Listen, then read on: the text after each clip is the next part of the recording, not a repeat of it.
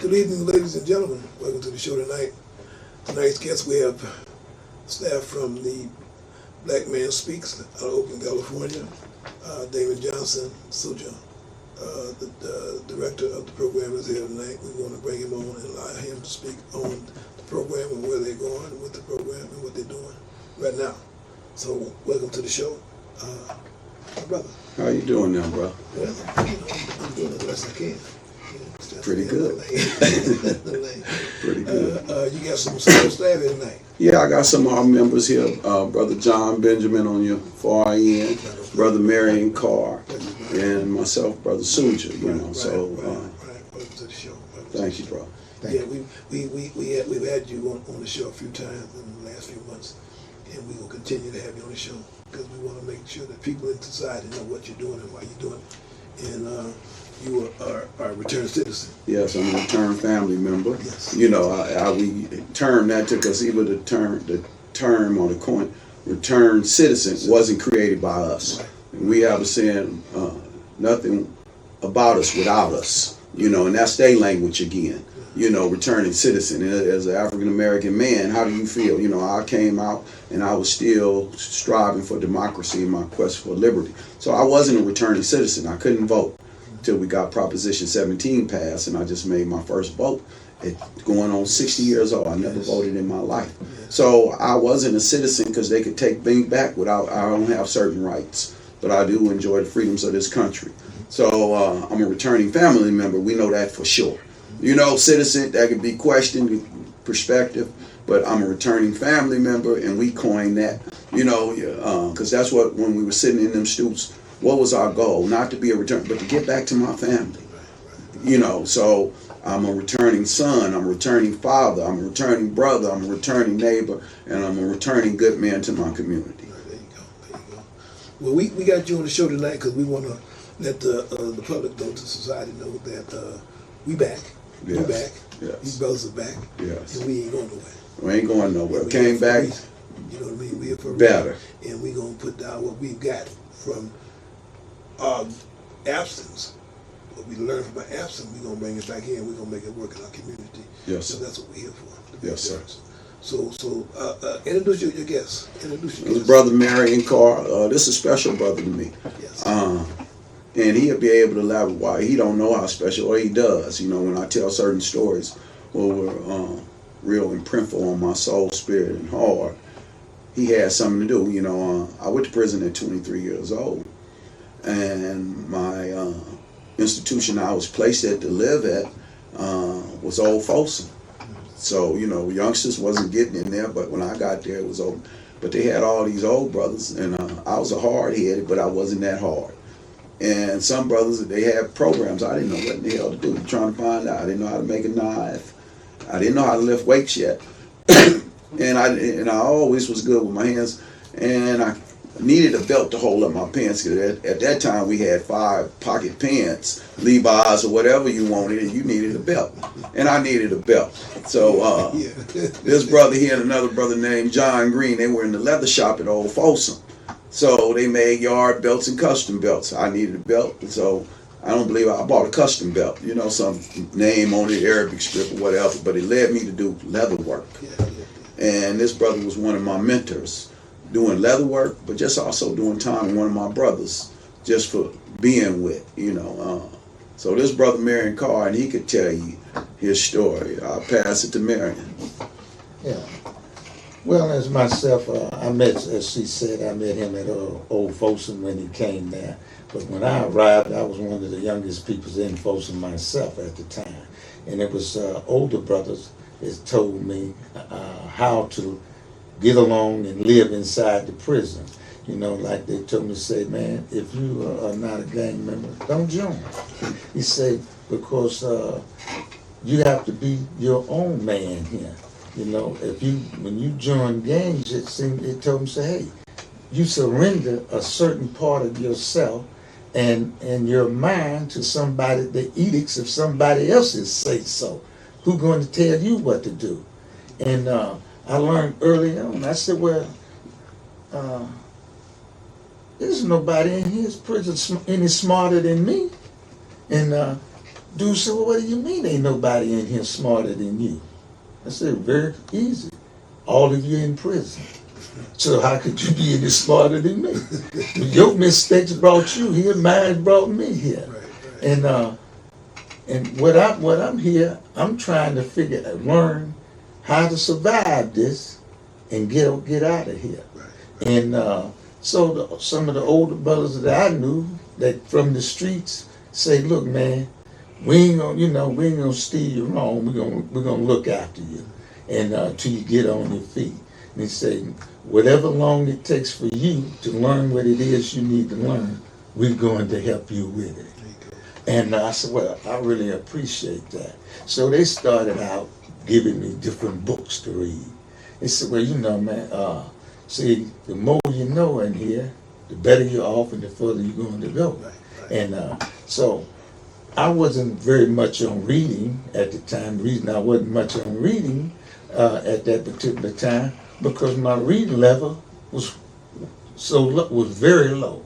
And so a lot of the words, and I couldn't even pronounce them, let alone read them. I couldn't think. So it was I was at that level, so I began to study. And people say, well, come on, man, we're going to help you out on the yard with this and that. And so they began to teach me how to pronounce big words and all that, how to break it down, what they mean. And so that is how I began, in prison. But most of all, it was learned, they told me, mind your own business. If it doesn't concern you, don't get into it, because a lot of things that is going on that you don't know anything about the underlying reasons and currents that's going on. So keep your mouth shut, your eyes open, and observe. So that's what I've begun to do when I got there. I kept my mouth shut, kept my eyes open, and I observed and analyzed things that were going on. Something I didn't understand, I would ask one of the older brothers to help me out with that, or try to give me his insight, because that's all he had to offer. This is my insight of this here. This is what I know about it. And so he's offering me his understanding. And it's up to me, either I can accept his understanding and insight of it, or I can reject it. And when it rung true, I knew when it rung true, I accepted it. If it didn't ring true, I would ask him, say, well, how do you know that? See, I didn't just accept it on the face of it because he simply said it. I wanted to know, how did he know? For example, they told me, pointed a guy out to me, said, see that dude right there? I said, yeah. So he's a snitch. I said, well, okay, how do you know this? Well, see, it's the word going around. I said, who did he snitch on? Do anybody know anybody that he told on? Is somebody here that he came up and said, hey, he told on me? And he said it to his face that he did. No, we just know. See, I know that was something not to rely on. It was nothing. So one day I just asked the guy straight up. He said, man, there ain't no truth to that whatsoever. He said, I ain't never told on nobody, and nobody could bring anybody forward to say that he actually told somebody. And those are the small little differentiation you have to make when you're there. If you surrender the little that you know, simply based it on the edicts of someone else's say-so, and whatever happens to you from that point on, that's all you had coming. So keep your mouth shut. That's the first thing I learned. To think for yourself. Just don't rely on what somebody tell you. Think.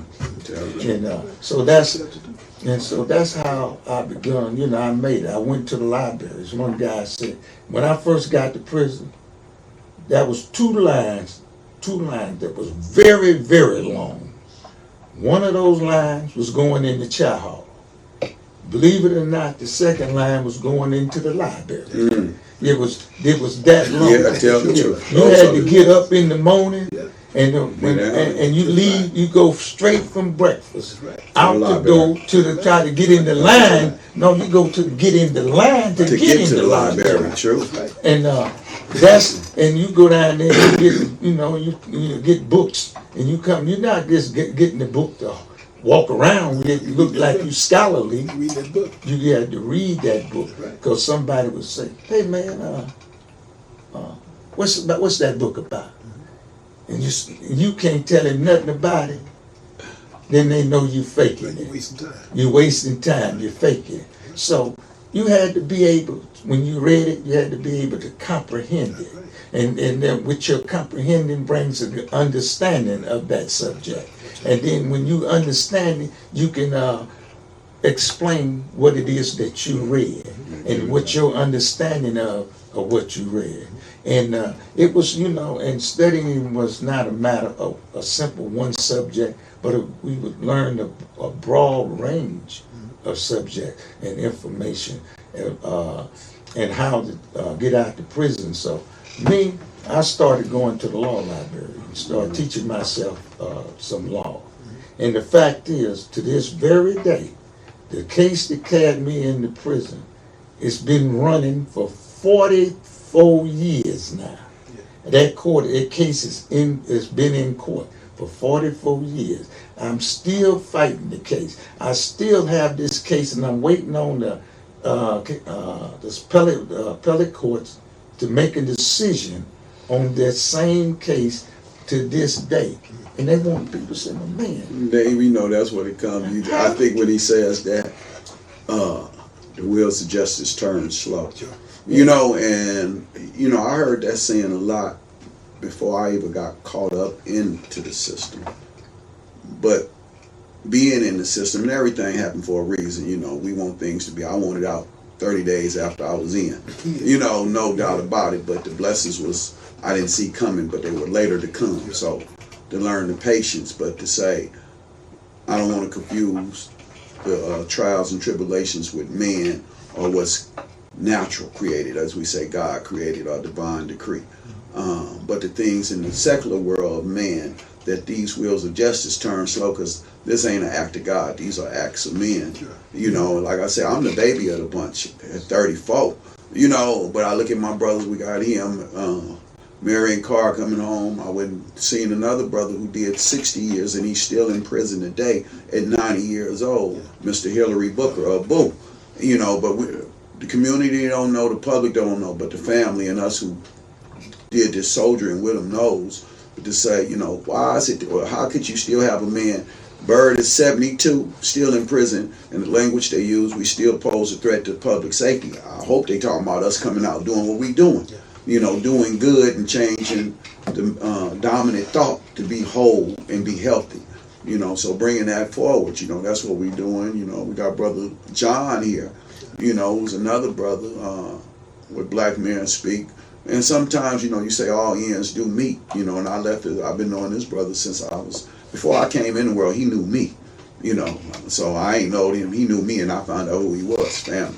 And as we go, so me returning home and seeing him and all the maladies he done faced and all that, and being in this field we in the mental health, it was a sin that Imam Wallace D. Muhammad, man is mine. And I know he didn't come up with it, but that's always been said. But when we come back to this man who is mine and not this external factors, so to share these stories with you, Well, brother, Okay, sir, and myself, like Damon said, I was when I moved to Norfolk and from West Oakland, and when I saw Damon come into the world, we got to be real close. And I had a problem going back and forth to institutions and certain things. But then, at a young age, like say from Canada, I started going to Islam.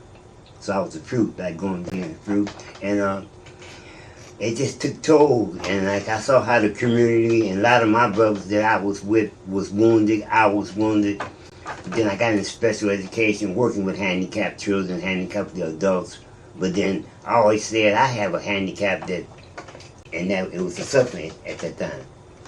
But like the Honorable Elijah Muhammad used to say, do for self, and it just stuck with me. I started reading, studying, message to a black man, and didn't get the Quran till later on, but you know, it did come. Like, you know, it came the right way at the right time. You know, I just love doing things that we need help with in our community right now at this time. You know, like to take care of each other, to like black man speak, and that just remind me of Muhammad speak. You know, like it's so strong to speak on something, you know, instead of in the community we be just like mugging, we should talk to each other. And I love Damon for when he come home, and I got right up on there, cause I said, black man, that makes so much sense to me, because I feel that. I feel speaking like, you know, I feel it, you know. And I'm a firm believer that everything that we get in life comes in stages. okay, Nothing just comes. It's right. We don't get full like that. You know, when you get out of the table, the plate, eating, you get a little bit. When you finish, the whole plate's gone. Yes. Right. In prison, we got 12 minutes to eat. It's over with. Right. But we enjoy our food and we eat and we full in stages. Right. So we get everything we get in stages. Okay. You know, Islam. It comes from the Nation of Islam. And we come on to Al-Islam. In Right. stages. You see that? Now we got it. Right. We went there, we had to go into the belly of the beast. We went from the cesspool, went to hell. That's how I put it. We lived in the cesspool before going to prison, then we went to hell. Yes. We went into an environment where a lot of people ain't supposed to see some of the stuff that we see. Yes, Really. I believe that. And then we went to stages. We had to get what we had to get while we was in hell. Right? We had all the knowledge that we had to get from school. How to get there, make sure we can survive, we can live, we can make it out. We ain't got no scratches, we cool. And we made it back. In stages, we got. And they ain't burnt. So we ain't burnt. Just well done, but not Right. burnt. And the name is good all out through the system. Ain't got no blemishes nowhere to the system. Elamine, I know Elamine. Soldier, I know. You know, name's good, right? Come out, and we come out with boots on the ground. Yes. Right? So we full now. We make back our communities. Now we put the work in. You see that, you know, different books, you know, like say, take the Bible, where it says, be still and know that I am God. So you have to be still. Right. And to, you know, and that's where them stages come in. Right. Yeah, because if you don't be still long enough, you can't, no one can reach you. You Exactly. can't learn. Exactly. You can't learn anything. Exactly. And that is how, you know, guys like Malcolm X, they went in, Right. and he had to be still, Had to be still. and then he begun to learn Right. and apply himself. Right. Well, George Jackson was the same way. There was a lot of guys in there like Elvis Cleaver. You know, they stopped and they studied. Right. You know, and without them taking the time to be still and and understand where they're at, what the situation is. See, a lot of things people don't take for granted, but in this country, see, almost anything a black man does or a man of color does, he ends up with a felony on that. And the reason they're rushing to give you a felony, because that they usurp your right to vote and everything. And when your right to vote and stuff has been usurped from you, now they can put anybody in there to run something, and it usually ain't somebody that looks like you, and it's usually not someone that has your best interest at heart. And we can't put nobody in there because why? We have no right to vote. I was just down in Mississippi in July, and I'm riding, I was riding along, talking to my cousin. He said, "Yeah, man." I say, "How's things going down here?" He said, "Man," he said, "this is the craziest place I've been yet." I said, "Well, what's going on?" He said, "Man, I don't know how true it is." He said, "Man, do you know how many votes this white guy got to be mayor of Gulfport?" I said, "No, how many votes did he have?" He said, "Man, he had 16,000 votes, and he became mayor of a city with 85,000 people in it." And I said, "Well, how?" He said, "Man, most of the young blacks and things and the older guys, they all got felonies. They can't even vote. They have usurped They have usurped their rights to vote. So they put anybody. That's why in places like Texas and Mississippi and Alabama, they got a bunch of these mayors and things that be on TV right now talking crazy. Well, I ain't gonna wear a mask. I ain't not gonna take this vaccine. Don't nobody else do that. You can't vote him out because most of the black men and a lot of the black women, they didn't usurp their right to vote. Rights to the right from. And that is, you know, and that is a very prevalent thing across America.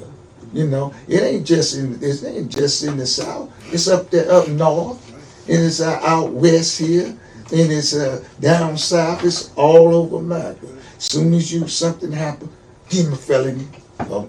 You know, and Yeah, that's right. Yeah, but that's what we did here in California, because each year 50,000 of us was coming home who couldn't vote, Right. and not in a national election or state, but local elections. Right. And as Bird said, he pointed out to you, I hadn't voted. I'm going on 60, but I worked on Proposition 17 to return our rights to vote while on parole, even with a felony. And it was 2 states, so Florida did come in line with it. All of us and none of us were down there, and they phone campaign, changed law, and New Hampshire, where Bernie Sanders was from. Of course, it's all white people. You can vote while you're in prison there, you know. But to say here in California, we couldn't vote, so it disfranchised us, and it was really impactful because I do own property now, and I couldn't vote for a whole lot in front of my house. City council, I didn't have a vote, but I make decisions. I sit on a cab committee, steering committees, and I see millions of dollars go in front of me, and I could vote on that. But I have really no power when it comes down to a real vote out here or to enjoy this system we live in, you know. But now we have changed that, because I remember when they first started, man, why you don't argue that? They don't let you vote while you're on parole and all that. And sometimes you got to go against the grain. And we went against the grain, a team of us, and now it's a new day. You know, so like it used to be, you sit in prison and the politicians didn't come unless they was hard on crime, and they come and take that picture at the prison to see why they needed more money for law enforcement. But now, since we can vote, and we get it to the place where you'll be able to vote in prison. See, we got to go to so we can get the politicians there so they can hear what in the hell is going on. Because California is still under federal receivership for cruel and unusual punishment and overcrowding. And the reason they can do it, because we can't vote. So when we could get vote, not on parole, but while we in prison, like they do in New Hampshire, then I think things have changed. So we still fighting out here to bring that about. You know? Yeah, because if we don't, in California, 55% of all prisoners in the state of California are black. And you have to ask the question, how is it that 55% of the population of prison is black when we only make up 3% of the entire population of the state? There's something wrong with that picture. See, wait a minute, why is anything wrong with that picture? According to who? That's a perfect picture. That's why it exists. It may be a problem for me and you, but for the powers to be, we took care of a lot of families while we were in. I couldn't take care of my own family because I couldn't work whatever my hands can for. I went to prison for a very serious crime under a rule called the felony murder rule, which later it took them 35 years to reverse that law because it was unconstitutional. So some people would look at me and say, you went to prison for a crime.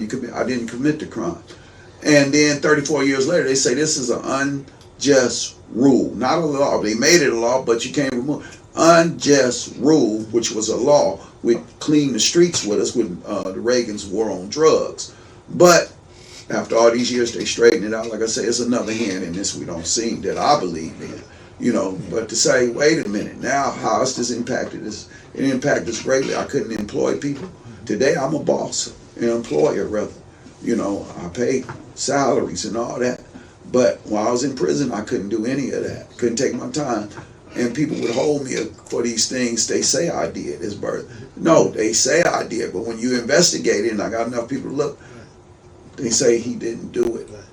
So now we have a big challenge going. But if you don't even have the tenacity, the wherewithal, the resilience to get up, to go up and say, hey, wait a minute, step. Yeah. You know, and that took courage. You know, it took knowledge. I think of a verse from the Bible. My people is destroyed due to a lack of knowledge. And the reason is saying they get you at your Gulam age, a naive age, 18 to 25. You don't know nothing. And they hope to keep you in that state. In that stage. So they can keep a full house. So, no, the system is working how it's designed. Now, we not comfortable with it once we got in it, but how many years we walked around before it when we weren't in it and it was just fine. So now learning how to invoke our liberties, quest for democracy, now we can say, no, it's very important you vote or demand your vote, which we took for granted as a young age. We have a right now, allow us to be, use the right that we have, vote, go out and vote. Don't say, well, mine ain't gonna count. Go out and vote, how you know it ain't gonna count? And we should take charge in our community once again, like, you know, really try to take charge, you Right, know? exactly.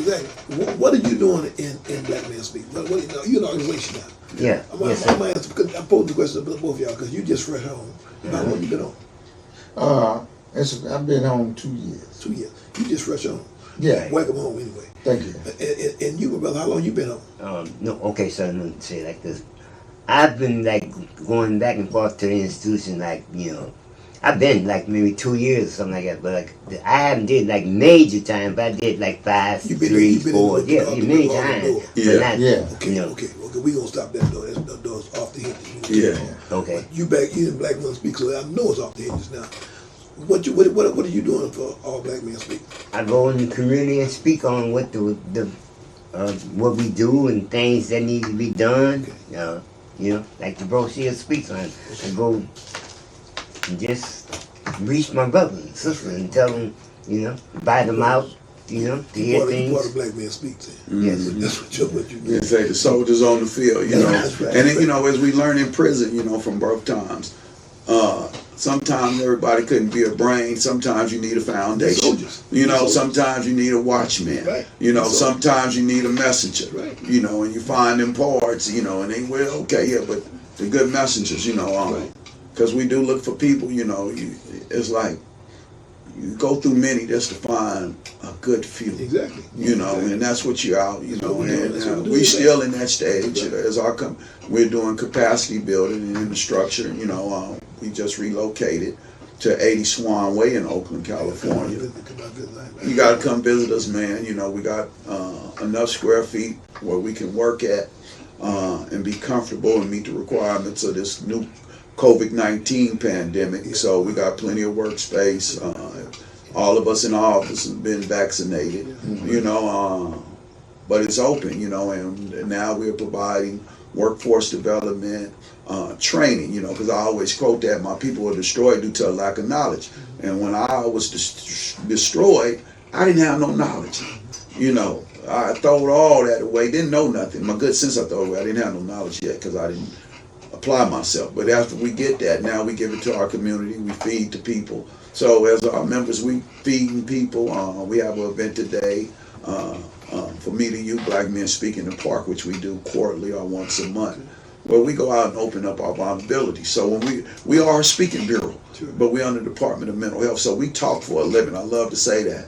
But we also work, you know, it's boots on the ground. We feed the people, we counsel, you know, we work with a number of other community-based organizations. We provide their support, they support us. We have a lot of violence going along right now in the Bay Area, more so, and we have some brothers out here trying to say, wait a minute, that used to be me, you know, how do we stop this? Let's talk, you know, because this ain't a game. You know, when you get into that, you know, you don't get back. If you do, it's a lose-lose situation, whichever way you think you don't go, you know, but being able to speak to that, being recognized that we ain't the enemy, we part of the community, because we don't have to leave the community and go save people. We go back to the community and save ourselves, you know, and being able to do that, if I save myself and get where I'm able to infect him with wellness, and then able to affect him with, and then we start affecting everything. Now it used to be when I was a kid, you wake up in the morning, you say, good morning to the neighbor, can I help you? And I'm doing fine. Now today you get up and your neighbor don't speak to you, you don't speak to your neighbor, and you feeling horrible and you don't tell nobody nothing. So being able to speak for that, speak up, talk about wellness, call it into being exhibited, not just talk. We live it, you know. You say judge a tree by the fruit it bears. hopefully my tree is over heavy, and if it's light right now, but I'm trying to make it more heavier with our members, our community, and being involved, and being here and letting people see us. Derek Perry, what you doing in Black Man Speak? Well, I'm here just to, to share my story and let other young people and even older people know that no matter what your situation is, you can always do something to improve it. Hopelessness is just a state of mind. If you just get in that frame of mind that it's hopeless, then it is hopeless. See, as long as you believe that you are able to rise above your plight, then you can rise up above that plight. And that's where I'm here to say, hey, I went down to the very bottom of the belly of the beast, and that I walked back out. I was told that I would never ever get out of prison unless I acquiesce and admit to something I didn't actually do. And I refused to admit that I did to a crime that I did not commit. Why would I come in here and lie on myself to satisfy your sensibility of wrong or right? Go on another show and talk about that. Okay. We done run out of time for today. Okay. Okay, but I want to thank you guys for coming out this evening. We're going to bring you guys back. I want to bring you back personally on another show. Okay. And so you can have your own time to speak about that subject. Because I was the same way for 27 years and 9 months. I don't know what you're talking about. But I want to bring you back. And thank you guys for coming on the show. One love, bro. Well, I'm elated that you invited us to your show. Yes. And we have an opportunity and a chance to speak with you and speak to the peoples at large, and let the brothers and sisters know, hey, what looks to be hopeless is not hopeless at all. This too shall Every pass. day is a new beginning. Right. Yes. So we want to thank all y'all for coming on the show tonight, and you can watch our show every Saturday night on Channel 29 at 7 o'clock prime time. And we're going to bring you brothers back later on in the months. So thank you for watching the show, and tune in Saturday night at 7 o'clock on Channel 29. Thank you. Okay.